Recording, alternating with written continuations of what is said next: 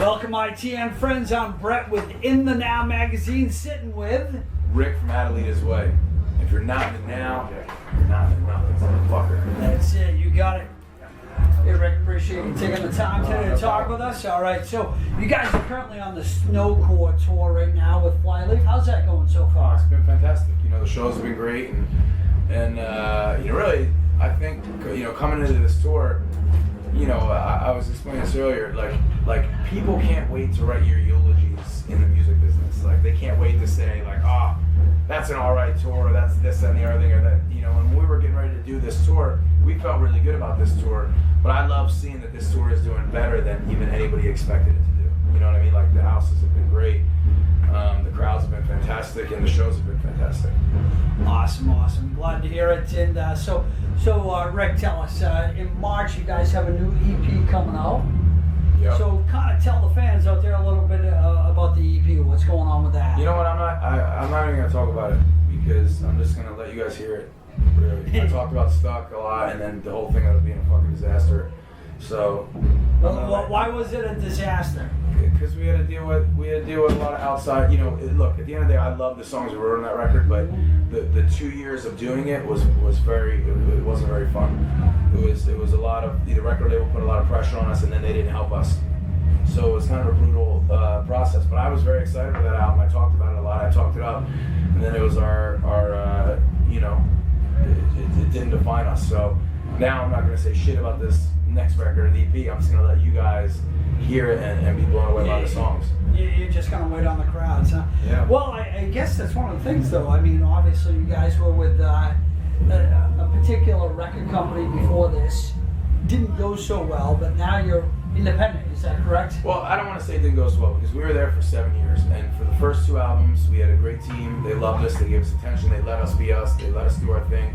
On the 3rd record, you know, they tried to make us be something we weren't. They really put us through a ringer. Like, I was in a good headspace when we started the process of that record, and then by the middle end of it, I was drained mentally, and I was frustrated, and it just wasn't enjoyable by the time that it was all said and done. You know.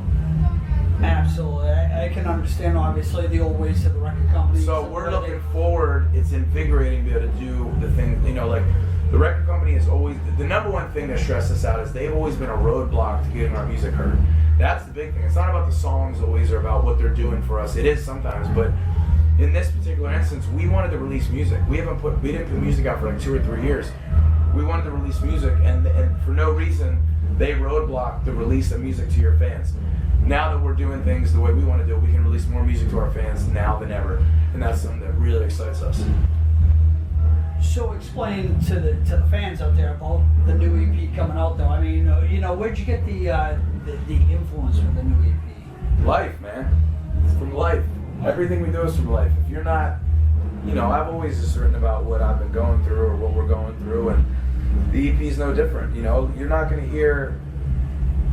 You're going to hear us obviously a little bit on, you know, we have a chip on our shoulder. You know what I mean? We have something to prove, I think, coming out of this. And we thought our 3rd record was going to be our arrival to, you know, the elite, and we were prepared for that. And then it just didn't work out that way. And we're coming back still to take that spot, you know. And look, at the end of the day, we're out here on the Stuck record, you know. Nothing lined up from the record company all the way, even the touring end of it. I got so motivated from that touring cycle because I don't want to answer to anybody unless I wildly respect them to go on the road with them. You know, so this year we're looking on building our headlining base. We're going to headline more now than ever, and we're going to take all the great opportunities that come with us. We don't want to open up for bands we don't feel like opening up for anymore. I gotcha. You know? Absolutely. No, it sounds like, and I'm not going to go ahead and make any statements here, but the record company really wasn't too supportive as to what Adelitas Way wanted to do. Well, I don't think they could have been. The only thing you hear in the business now is rock is dead.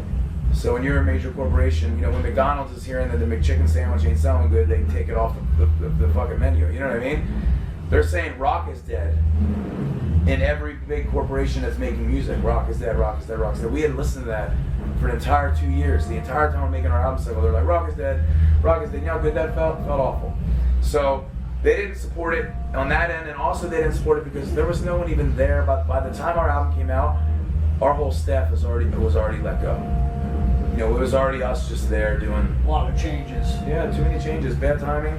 You know, look, we're gonna bounce back from it. We're gonna let our songs do the talking, and let our songs and our performances get us back to the top. So you feel really good about the new EP coming out then? Is that what you're saying? Of course I do. Yeah. Your best stuff ever? I'm gonna let you decide that. Absolutely. I'm gonna let you decide that. Absolutely. Well, I tell you what, we're going to go ahead and decide that on tour. So what's happening after Snowcore? We want to headline after Snowcore. That's what we're, you know, obviously if a great, fantastic tour comes, if Godsmack or Avenged Sevenfold or something like that comes, then it's like, of course we would do something like that. But, you know, other than that, we want to headline. Anything out there in the cooker that maybe some bands out there kind of, you know, dipping their toe in the water, saying, hey, listen, we might want to have you guys on tour? Or I think there's always a lot of that. There's always a lot of that. I think it's up to us to go out and take those things. Absolutely. You know, it's up to us to go out and take those tours by success. Success gets you to the next thing. If we come out, we put out one of our best songs, we have a hit single, we have all these things start lining up, you'll see us on tour. You know, Jesus will come down and offer us a run. You know? Love it. Nice. So tell the fans out there, Rick. Okay, so you've been on quite a few tours. Yeah. You've toured with quite a few big bands, right? Yep, of course. So is there a tour that sticks out in memory, or tour, show, whatever it might be, that you're like, wow, this was the most amazing show tour we ever did? Oh, there's tons, man. There's all the festival seasons are amazing, which we're going to go back and do next year. Mm-hmm. You know, touring with 3 Days Grace was always good. Touring with Brigham Benjamin was always good. Touring with Shinedown was great. I mean, I could be here all day. We've You've been had out some great tours. We've been out with some great people, and we've had some great experiences. What's the biggest show? We played in front of 75,000 people at Rockfest. Wow. 75,000. How was that? It was amazing. Stepping on stage? We crushed it. Yeah? Crushed it. Well, I have to say, I've seen you guys a few times live, and there's no doubt that your live show is amazing. You guys bring it. I think that's what separates us from what we're trying to separate ourselves from with some of these other active rock bands. You know, we know a lot of these guys, we know a lot of the bands, but I feel like, you know, there's something special in what we do every night, and I think we feel that as well, and I think that's why our audience continues to grow. Even through tough times, we've constantly seen growth in our shows. You know what I'm saying? Like, it's not, everything isn't judged on record sales or single sales. It's like we've constantly been growing as far as building an audience to come and see us play live, and I think our live performance is a big part of it. Definitely stands up for you guys. There's no doubt. You guys put on a great live performance. So, if I had to ask you, okay, I ask you the favorite band to tour with, I'm gonna go ahead and flip the coin. So, tell the fans out there the worst band to tour with. Like, you're like, you know what? I don't care what happens. I'm not touring with them again. You know the answer to that. I want you to tell the fans the answer. Go. They should know, because the reality is a lot of us, the fans, have no idea. A lot of us look at these people on stage, we love them, but the truth is that we don't know who they are. You know who they are. Look, at the end of the day, I respect every artist that comes out on stage. I Sure. think that every band we tour with is talented. But if there's a couple bands that I would say, you know, if we got the phone call and we were like, yo, do you guys want to do this tour? I would say, you know, I think we're gonna try to do it we're gonna try to headline instead. And you know, I would definitely say it's the Pretty Reckless and you know, Seven Dust are friends of ours, but I'd rather just try it on our own at this point in our career. You know? So what you're saying is Pretty Reckless, Seven Dust, you might pass on that tour. Yeah. Is that right? Yeah. So, and it's nothing against the music, they're very talented. Unless they paid us. But the truth is they're talented, but the truth is maybe you don't mesh that well. Is that correct? Totally. Yeah. You know, we're That's okay, that happens. You know, for us, you know, we've done a lot. We've been through the business. We paid our dues, and if we want to get respect from everyone, we have to go and take it again, take it back. And you know, I think maybe we fell off a little bit on our last album. I don't know what happened, but I noticed that there was a lack of respect from on the whole setup, and we're just looking for that to never happen again to us. You know, if we want to have the respect of our peers and not be treated certain ways and do things certain ways. We got to go and earn it, and we got to take it back. And there's no better way to do that than having successful headlining shows and successful singles, and that's what we're getting back to, taking back our spot in rock and roll right now. So Rick, I mean, do you think that maybe that is just due to the fact that, I mean, once again, we're kind of going to go ahead and revisit this, but Gene Simmons saying Rock is dead. Is Rock dead? What's going on with Rock? I understood Gene's statement, man. Everyone jumped up. People don't read or listen or hear the whole thing. Gene Simmons just said there will not be a rock band today that had the opportunity to become what Kiss was, or what Guns N' Roses was, or what I Seen, and he's totally right. We've never had a shot to become that. Our band, we've had a shot to tour, we've had a shot to be musicians, and we've done well with that shot, but we've never had a shot to be household names yet. No. We've had a shot to lead the underground, which I think we're doing a good job of. Absolutely.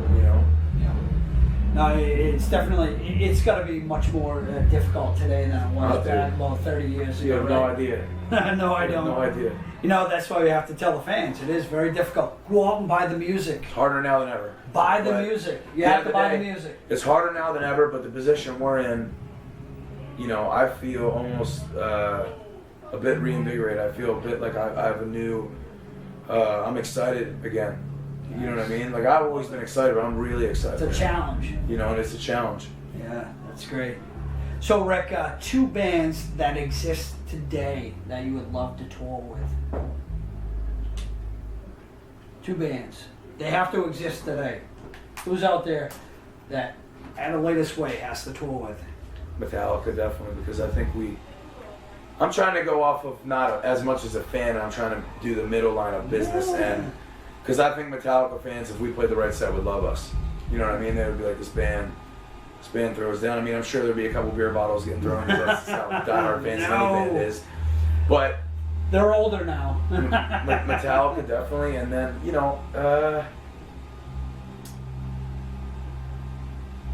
it's tough, man. There's so many bands I'd love to tour with. Trevor, who loves Incubus. The Foo Fighters would be good to tour, but I just don't think... Yeah, but you're a kid sitting in your room and you're looking at the posters. Who's the poster? Who's the poster up here? Is it Metallica? Is it who is it? And you're like, someday there's 2 bands I want to tour with. Metallica being one of them, maybe. I would say it's 3. It's Metallica, and then Soundgarden we fit in good with, and then if you're not, do I think we would be well received and sell a ton of stuff on this run? I don't know what would happen, but it would be cool if we were to tour with like Rage, or you know what I mean, like just some of those bands, man. Yeah, it's not about who would sell you tickets. It would be about who you respect. Yeah, of course, those bands. And I guess it segues into my next question: major influences on you. On me, I'm very, very. I like those bands. I like everything though, man. It's too varied a question, because I like Foreigner and sometimes we'll listen to Steely Dan, and I like that stuff. And I like for me, I love Nirvana, and I love Bush, and I listen to Offspring, all that stuff. I listen to everything, man. STP, Incubus. There's too many, too many out there. Yeah, but still, it gives the fans an idea of who you listen to. Yeah. Who you I listen a lot of Audio Slave. Yeah. I like Audio Slave a lot. Nice. So when you're off tour, what are you doing? Being a dad, man. Yeah. Oh, yeah. How old's your child? I have a 2-year-old and I have a baby on the way. Little girl, Wow. 2 girls. Yeah, nice. It's amazing. So you're a dad. Yeah. What else? Dad likes sports, maybe? I'm a dad and a husband, and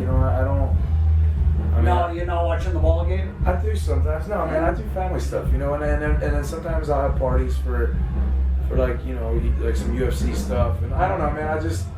I like to eat food. I like to eat. Yeah. What kind of food? I like all kinds of food. Cooked. Yeah. We barbecue. We have carne asada, and rice, and sushi. I like it all.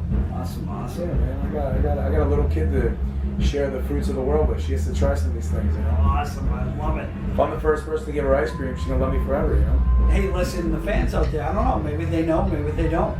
You play ball. Yeah. Yeah, where? Yep. I played at a couple places, but the most notable school I played at was Arizona State. Arizona State. Where'd you Yeah. play?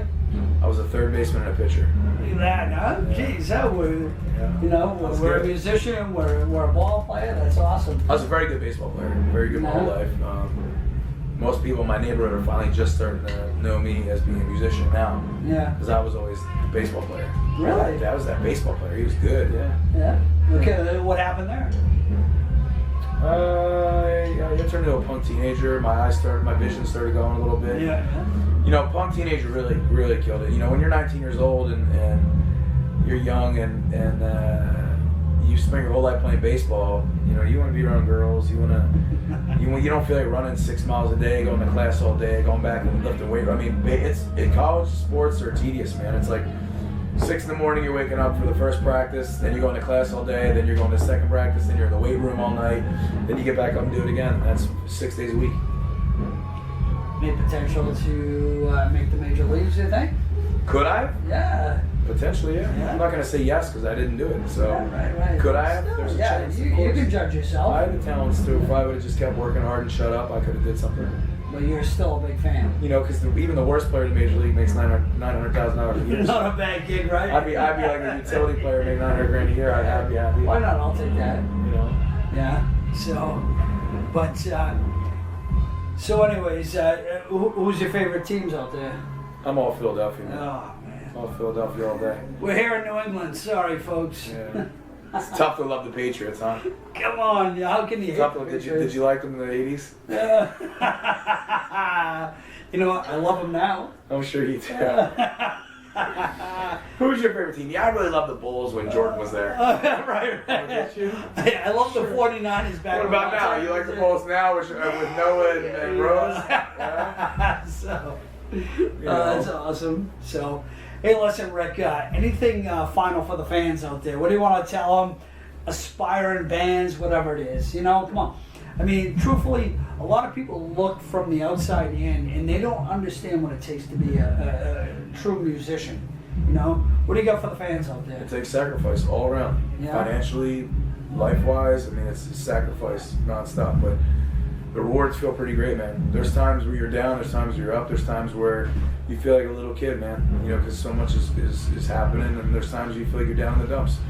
So I'd say the only thing you can do is write great songs and try to do everything the right way, the best way you can, and you know, that's for me. That's the advice. Get ready to work hard. How about your fans?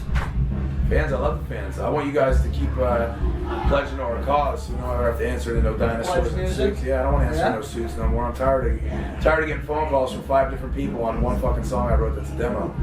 You know what I mean? I'd like to just turn it in and put it on if I want. So keep donating to our pledge, and you'll get, you get something in return. You get exclusives, you get all kinds of stuff. You know, we give for what we get. And then look out for us to headline. Everybody support our headlining show, so we don't got to open up for bands we don't feel like fucking opening up for anymore. That's what I say to the fans. Nice. Well, you heard it right here, Adelitas Way. We got Rick here. Be sure to go out and support their new EP coming out in March. They're on tour right now with Snowcore. After that, keep an eye out. Make sure you support them. Thanks, Rick. Appreciate Thank your you. time. I appreciate you. Awesome.